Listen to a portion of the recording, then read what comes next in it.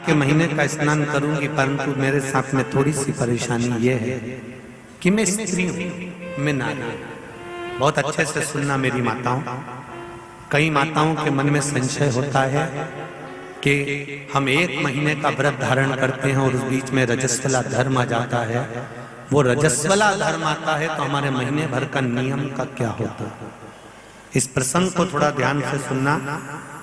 बार बार ये प्रसंग नहीं मिलेगा और पहले भी कथाओं में ये प्रसंग नहीं आया। इतने लोग आस्था पर सुन रहे हैं, जितने फेसबुक यूट्यूब पर सुन रहे हैं, इस प्रसंग को थोड़ा ध्यान से सुनना मेरी माता।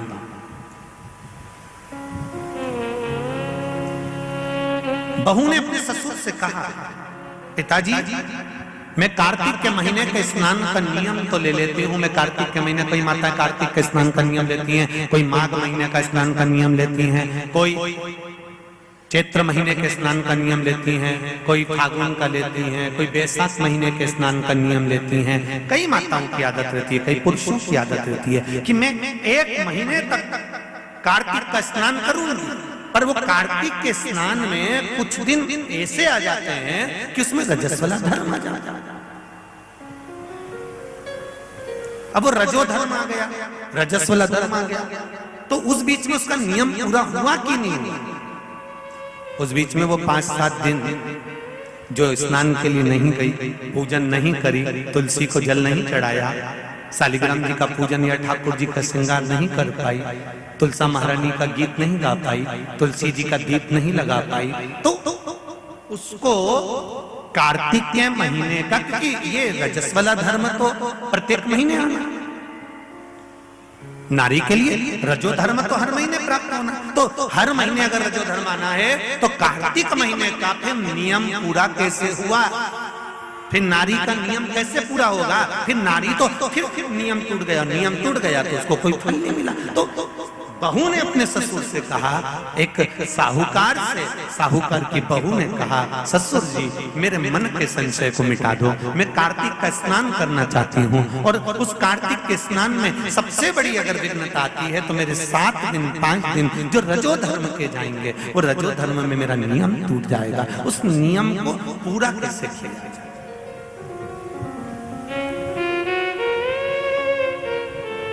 वो नियम पूरा कैसे होगा। कार्तिक के महीने का स्नान करने वाले जरा ध्यान देंगे, चाहे बैसाख स्नान करें, चाहे माघ का स्नान करें, मेरी माताओं का रजो धर्म 7 दिन 1 महीने के अंदर आ ही जाता है। और आया तो वो नियम टूटा। उस नियम को पूर्ण कैसे करा जाए। कहा, साहूकार ने कहा कि बहू मैं इतना विद्वान तो नहीं हूं, ज्ञानी तो नहीं हूं, पर मैं मेरे गुरु से इस बात को स्मरण कर कर आऊंगा। अब बहू को कार्तिक का महीना आ रहा है, कार्तिक के महीने का उसको इंतजार था, वो इंतजार में बैठी है। मात्र कार्तिक आने में 8 दिन बचे थे। अब देखिएगा जरा आप में और उस बहू में क्या अंतर है। कार्तिक के महीने आने में 8 दिन बचते हैं तो आप पुताई चालू कर देते हो। बोलो सही है कि गलत है। कार्तिक आने में, दिवाली आने में जब 8-15 दिन रहते हैं तब तुम पुताई चालू कर देती हो, सफाई चालू कर देती हो, ये काम चालू कर देती हो, वो काम चालू कर देती हो। सारे काम तुम्हारे कार्तिक का महीना आने के समय पर चालू हो जाता है। और बहू सफाई नहीं पूछ रही, साफ सफाई पर ध्यान दे रही है, पर ऐसा नहीं कि साफ सफाई नहीं कर रही, पर उसका ध्यान वही कार्तिक के महीने के स्नान में लगा हुआ है। आज बहू 8 दिन बचे और बहू का भोजन छूट गया। उसका भोजन नहीं, भाई ने कहा अंदर जाइए। किसी चीज को पाने की जब तमन्ना होती है ना तो खाना पीना छूट जाता है। बहू की नींद चली गई, उसको भोजन नहीं बना, नींद गई, भोजन भाया, बड़ी दुखी। साहूकार को कोई मिला चाहे ना मिला, इस बहू की आंख का अश्रु तुलसी के क्यारे के पास गिर गया। तुलसी के क्यारे के पास आंसू गिरा, अश्रु गिरा। एक बात बहुत ध्यान देना, मेरी एक निवेदन करना चाहूंगा इस व्यासपीठ से। शादी की जल्दबाजी में 2 जगह पर दिया लगाना कभी नहीं भूलना चाहिए। शादी की जल्दबाजी में 2 जगह पर दिया लगाना कभी नहीं भूलना चाहिए। एक, कन्या विवाह कर कर जब अपने पिता के घर से जा रही हो तो तुलसी के क्यारे में दिए के अंदर फुल घी भरकर दिया लगाकर अवश्य जाना चाहिए, तो बाप के घर में लक्ष्मी की कमी नहीं आती है। दूसरा दीप, लड़की डोली में बैठकर, गाड़ी में बैठकर जब ससुराल में पहुंचे, ससुराल की दहली में जब वो पांव रखे अंदर घर में, घर के अंदर सबसे पहले तुलसी के क्यारे के पास बहू को ले जाना चाहिए और मिट्टी का दिया पूरा घी से भरा हो और वहां पर दीप बहू के हाथ से लगवाना चाहिए। उसका कारण होता है ससुर के घर में कभी संपदा की कमी नहीं आती। ये 2 जगह घृत भरे हुए दीप की महत्वता कही गई। और हम इतने विचित्र हैं कि महिला संगीत के चक्कर में, माता पूजन के चक्कर में, सारे फंक्शन के चक्कर में, मेहंदी और हल्दी के चक्कर में हम जब घर के भगवान को ही भूल जाते हैं तो दिया कौन याद करेगा?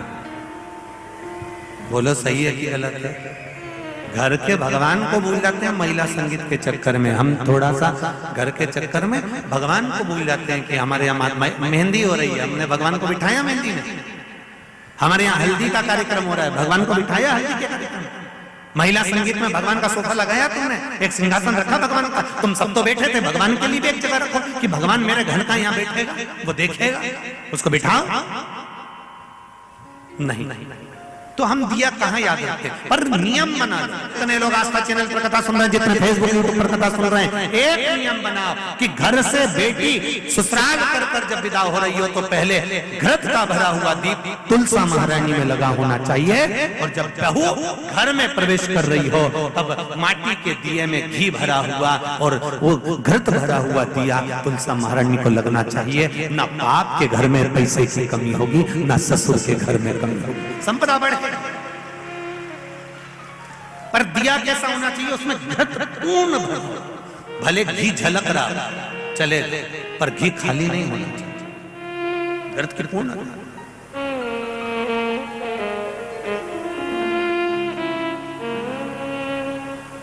महाराज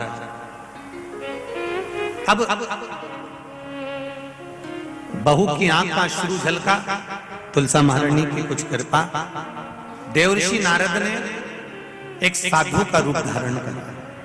साधु का रूप धारण कर देवर्षि नारद जिस मार्ग से साहूकार जा रहा था उसी मार्ग पर एक वृक्ष के नीचे जाकर बैठ गए। वृक्ष के नीचे बैठे और बैठते ही साहूकार ने देखा कि बहुत पहुंचे हुए बाबा लग रहे हैं, चंदन का तिलक लगा है, कंधे पर यज्ञोपवीत पड़ा हुआ है, बड़ी बड़ी जटा झूठ है, मुख पर कुछ तेज पुंज है, बड़ा प्रकाश दिख रहा है, रुद्राक्ष की गले में माला पड़ी हुई है, हाथ में तुलसा की माला धरी हुई है। और साहूकार ने जाकर हाथ जोड़कर निवेदन करा, बाबा जी, ओ बाबा जी, मेरे मन के संशय को मिटा दीजिए। बाबा जी ने पूछा क्या बात है बाबा?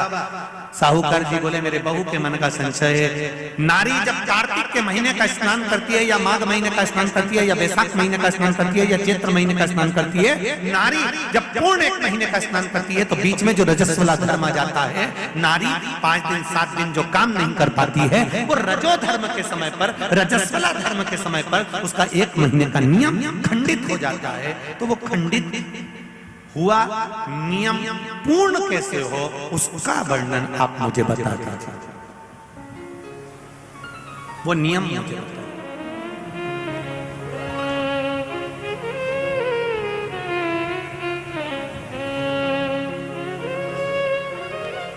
संत के रूप में बैठे हुए देवर्षि नारद, श्रीमन नारायण, श्रीमन श्रीमन नारायण। 7 बार देवऋषि नारद ने नारायण नारायण नारायण नारायण कहा। कहने पर देवऋषि नारद ने बोला, सुनो साहूकार जी,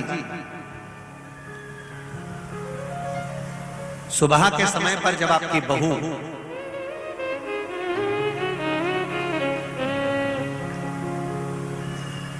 मंदिर की ओर जाए तो उसको इस मार्ग की ओर लेकर आना। मैं आपको ज्ञान उपदेश दूंगा और वो ज्ञान उपदेश आप बहू को श्रेष्ठ दे पाए ना दे पाए, वो बहू सम्मुख में बैठकर सुनेगी तो उसको प्राप्त होगा।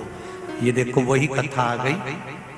आप खाओगे आपका पेट भराएगा, आप सुनोगे आपका कल्याण होगा। बेटों बेटियों को लेकर आओ, बहुओं को लेकर आओ, बच्चों को लेकर आओ, उनके सुनने से उनका लाभ, उनका लाभ।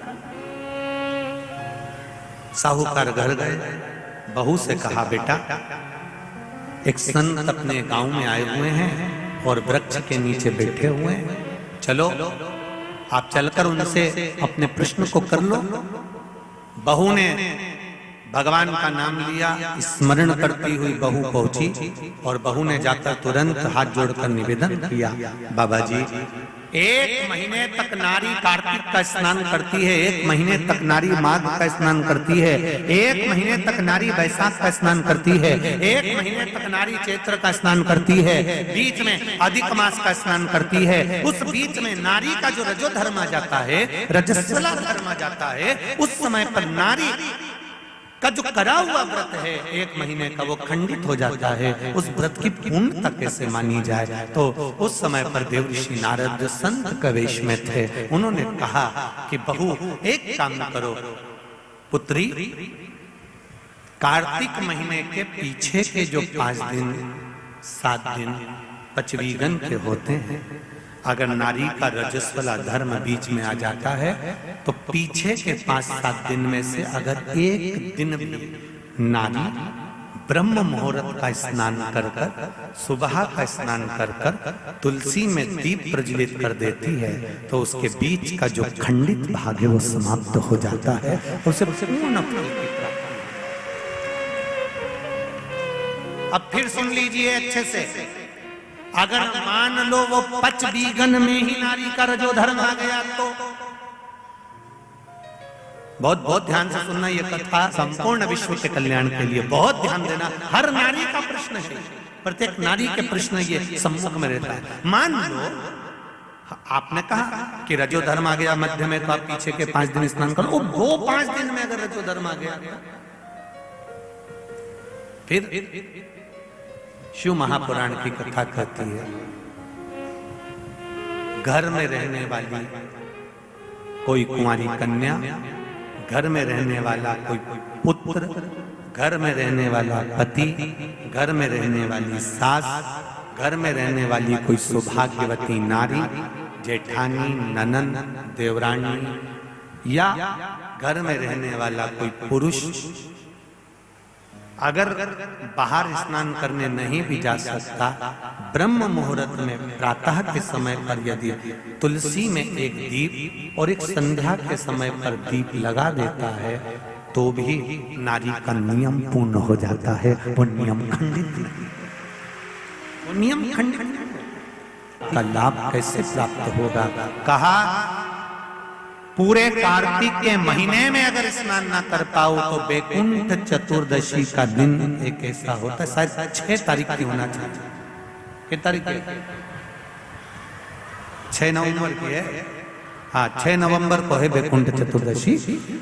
बैकुंठ चतुर्दशी का अगर स्नान कोई भूल से भी आनंद के साथ में, भगवान की भक्ति के साथ, और आप लोगों को तो बहुत बहुत साधु बनता है, हरिहर मिलन का दर्शन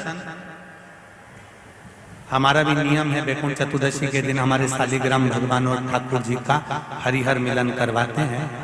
बैकुंठ चतुर्दशी के दिन हम भी पूरा प्रयास करेंगे, अंदर मिलन कराने की जगह जितने भी भक्त यहाँ पर रात्रि के समय पर रहेंगे उनको हरिहर मिलन का दर्शन हो जाए, प्रयास करेंगे। हरिहर मिलन उस दिन कराया शालिग्राम भगवान की तुलसा भोलेनाथ जी पर चढ़ती है और भोलेनाथ जी के बेलपत्र शालिग्राम भगवान पर चढ़ती है। वो तुलसा और बेलपत्र को शहद की शीशी में रखा जाता है। जो बच्चा विद्वत्ता से या बुद्धि से कमजोर होता है उसको चटाया जाता है। यहाँ तक गलत व्यसन में डूबे हुए व्यक्ति को भी अगर वो चटाया जाए तो उससे उसको व्यसन छूट जाता है। उस वैकुंठ चतुर्दशी का इतना, काशी में तो देव दिवाली मनाते हैं, हमारे उज्जैन में तो हरिहर मिलन ऐसा होता है। जितनी आतिशबाजी दिवाली पर नहीं होती उतनी आतिशबाजी उज्जैन में जब महाकाल बाबा गोपाल जी से मिलने जाते हैं तो उस दिन छूट जाते हैं। ये हरिहर मिलन शिव का मिलन, वैकुंठ चतुर्दशी का स्नान का आनंद सुख बताया, भाव से वर्णित किया।